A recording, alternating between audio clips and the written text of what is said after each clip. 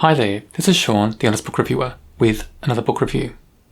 In this video we're discussing Cop and Robber, written by Tristan Bancks. It's a young adult book that's long listed in the Indie Book Awards. And the Indie Book Awards are an Australian award.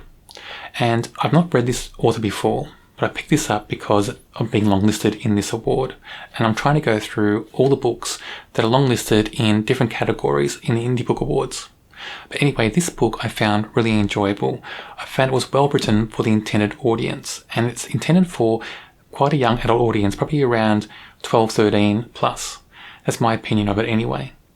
It's got some great themes in there. It's got a great main character called Nash, and I think he's very engaging for that age group, but I think this book can be enjoyed by people of all ages.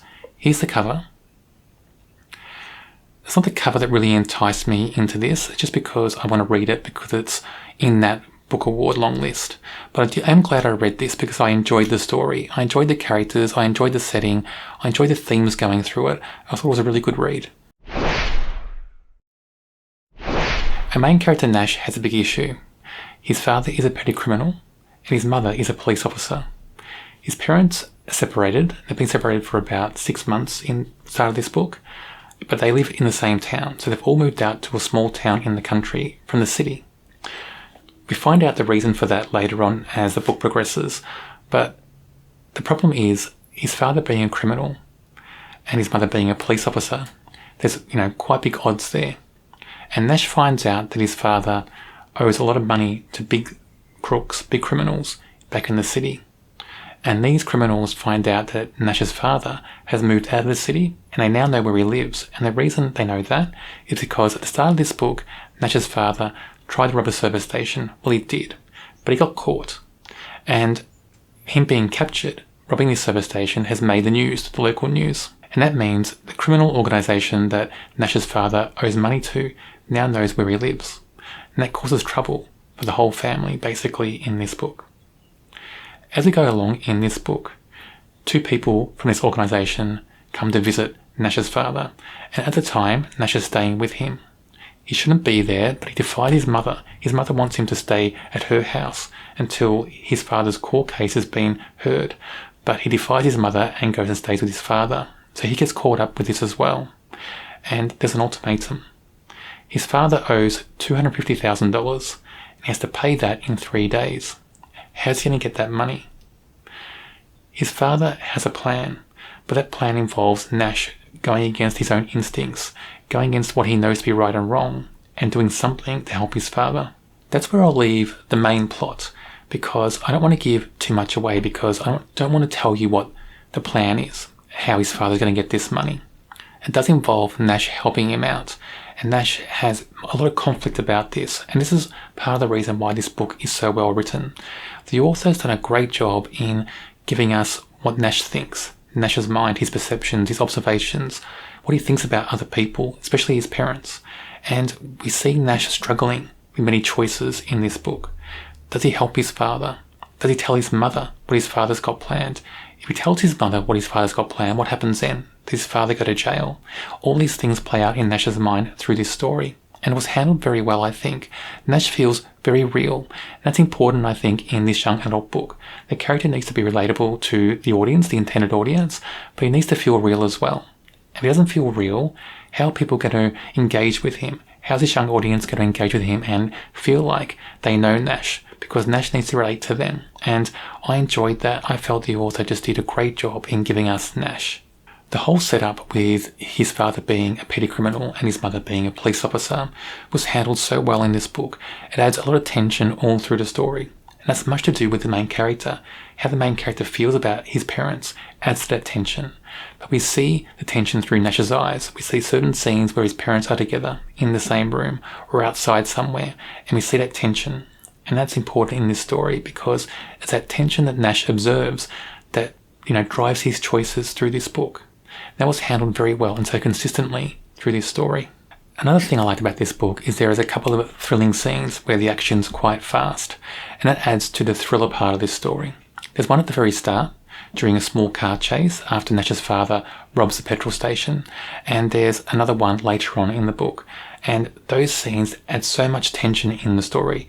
They're very fast-paced, they're well-written, they're very descriptive. All through those sections we get Nash's point of view. We get how he feels about where he's situated. We get how he feels about being dragged into certain situations as well. That's very powerful in this story. Nash is very well written. He's so descriptive. His voice is the story's voice, so it's narrated by Nash, but his voice, his observations, his perceptions, just everything that runs through Nash's mind is done so well in this story. There's so much description about what he sees. He's very introspective, and I enjoyed that with this character. He's going through different choices, difficult choices in this story, and that progression that he makes through the story when he runs through these choices and how it may affect other people is really powerful in this story and handled so well. I really enjoyed this character. I engaged with this character very much in this story, and it's very well written. You can kind of see from this character why this book deserves to be in the long list for this award. Lyle is Nash's father in the story, and he's written very well. You get different things about Lyle. He's very complex. So you get the impression that he just feels like he's in a helpless situation. He feels like he can't do anything else than commit crimes to make money. You get that sense. You get that struggle with him. He wants to do something else. He wants his son to be proud of him and do something else. So he's around for his son, but he just kind of falls in holes all the time, falls in these traps of falling back on bad behaviour, and you get that through the story. He's also quite endearing. So even though he's a criminal and he commits crimes in this book, you can't help but like him because he's just an awkward villain. He's just somebody who feels a bit useless at being a villain, and it just feels endearing for that. It just feels like somebody who's a bit of a larrikin in a sense as well, and that makes him endearing to the readers. Leah is Nash's mother, so she has a more no-nonsense approach to life, and that probably comes from her profession, being a police officer. When Nash is thinking about his mum, about Leah, he thinks in terms of black and white, that his mother is very strict, stricter than his father, and he thinks that his father is more fun, around more, and his mother's not around for him. That's probably because of her work, working different shifts, and that affects Nash's perception of her. That's unfortunate because of that, the reader thinks of Leah in certain terms as well. But when I think about Leah in this book, I think about a mother who's trying her best. She wants the best for her son. Sometimes that means making tough choices, and sometimes those choices hurt Nash's father, but she has to make them to protect her son. And that means that Nash feels upset about that and doesn't like her all the time. So you get that through the book, that sense through the book, and that makes you think that Leah is quite tough, and she's very engaging because of that. You just feel her struggle through this book, and you feel her making the tough choices and how that affects her.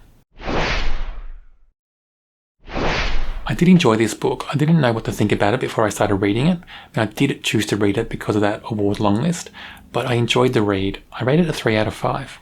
For me, it deserves to be on that long list. I mean, it's the first book from the young adult long list that I've read, but I think it deserves to be there just because of the main characters and how they're presented in the book. There's a lot of conflict, a lot of growth going on in this book, and it's handled very well by the author. And I think the author has a great grasp on character voice, especially the main character. That main character just sticks out as being a real kid, a real young teenager, and I just felt that it was very powerful in this story. On my channel, I do review quite a few young adult books. If you enjoy young adult books, check out my channel and subscribe. There's also a young adult playlist on my channel. It should be on your screen now.